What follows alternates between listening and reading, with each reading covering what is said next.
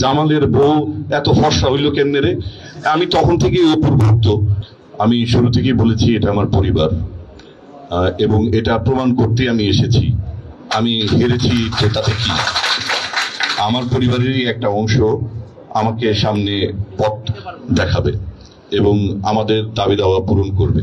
আজকে যারা জিতেছে আমি মনে করি যে এরাই যোগ্য, হ্যাঁ, এবং এরা সামনে আমাদেরকে ছায়া, আমাদের মাথার উপর ছায়া হয়ে থাকবে। আমরা কখনো নিজেদেরকে অসহায় ভাববো না, একা ভাববো না। আমার তো এখনো মনে হয় ওই অপুর ওই টিভিসিটা, জামালের বউ এত ফর্সা হইল কেমনে রে। আমি তখন থেকেই অপুর ভক্ত, হ্যাঁ। তো আজকে অন্যের বউ নিয়ে আলোচনা না করি, হ্যাঁ। তো যেটা হচ্ছে, সবাই ভালো থাকবেন এবং সবার জন্য অনেক অনেক শুভকামনা। আর দুজনকে, পাবেল ভাইকে কি বলবো, অপুকে তো একদম পারফেক্ট, মনে হয় কি দুই ভাই।